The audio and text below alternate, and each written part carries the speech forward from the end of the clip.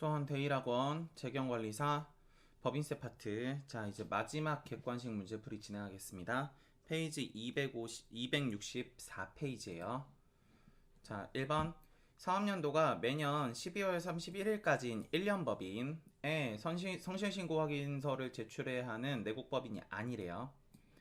자, 그러면 성실신고 확인서 제출하는 내국법인도 아니고 과세표준 확정신고기한 언제까지인가요?가 있죠. 그래서 법인세에 대한 신고 납부는 사업연도 종료 후 혹은 과세기간 종료 후 몇 개월 이내예요? 3개월 이내죠. 답안에 가시는 거 2번이시고, 다음에 성실신고 확인서를 제출해야 되는 내국법인 같은 경우는 1개월이 연장되죠. 그래서 4개월입니다. 자, 다음 아래로 내려가 볼게요.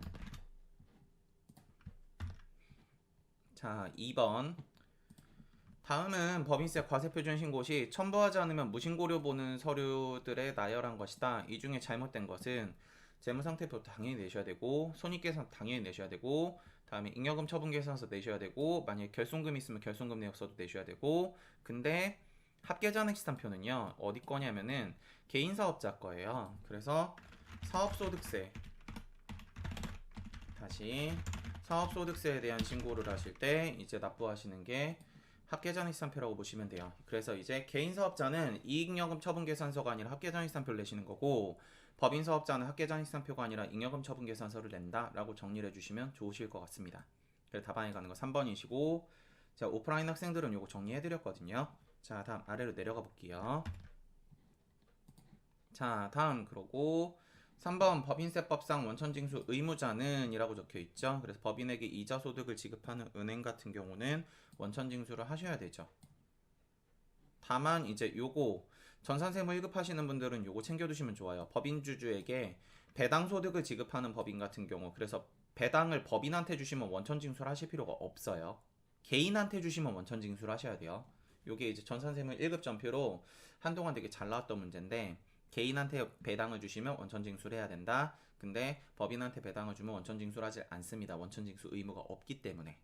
그래서 요거 하나 정리해 주시면 되고, 나머지는 뭐 원천징수 얘기 해당이 안 되니까. 자, 아래 내려갑니다.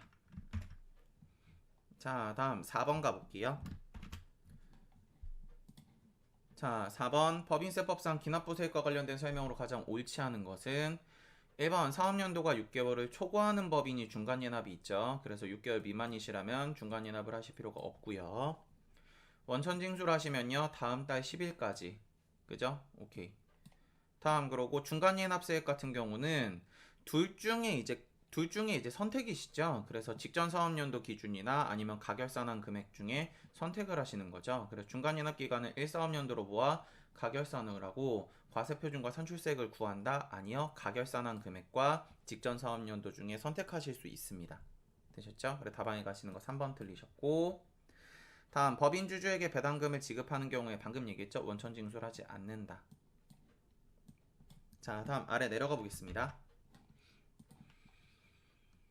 5번. 자, 다음 중 법인세 신고납부에 대한 설명으로 가장 옳은 것은 1번 법인세 납세 의무가 있는 내국법인은 각 사업연도 종료일로부터 4개월 이내, 아니죠? 성실신고 이제 제출 대상자라는 말이 없죠.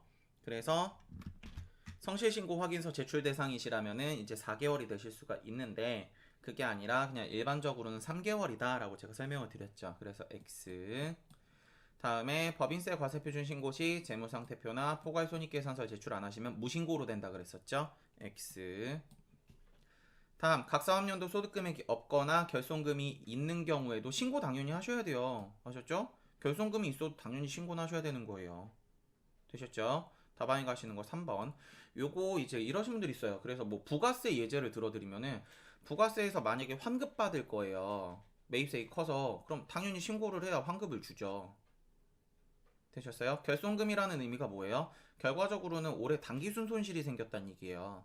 되셨죠? 그리고 수익 마이너스 비용을 했을 때 비용이 더 크다는 얘기이기 때문에 신고를 해야 인정을 해주시는 거예요. 됐죠? 자, 다음 4번. 법인세는 신고납부 기한 내에 납부하여야 되나, 납부해야 될 세액의 일정 금액을 초과할 경우에는 연부연납할 수 있다.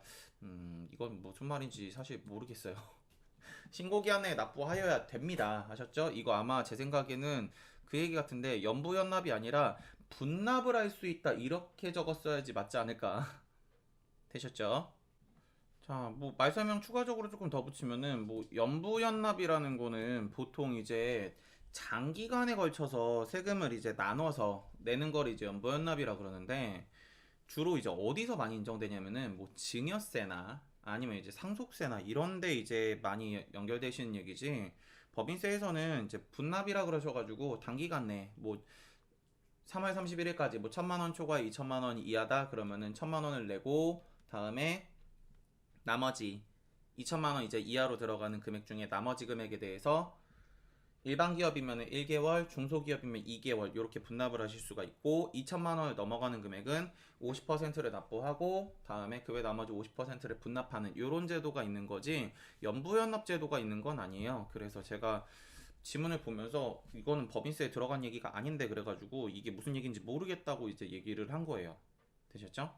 그래서 답안을 그렇게 보시면 되고 다음에 뭐 마무리기로 하나 해드리면은 법인세를 하실 때는 분납에 가산세는 분납이 안 돼요. 아셨죠? 그래서 가산세는 원래 납부해야 되는 시기에 납부를 하셔야 되고 나머지 세금에 대해서 분납을 해주셔야 됩니다.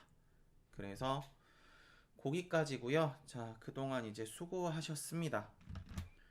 아, 하나가 더 있네요. 자, 아래 내려가 볼게요. 끝난 줄 알았어요. 자, 아래 내려가 볼게요.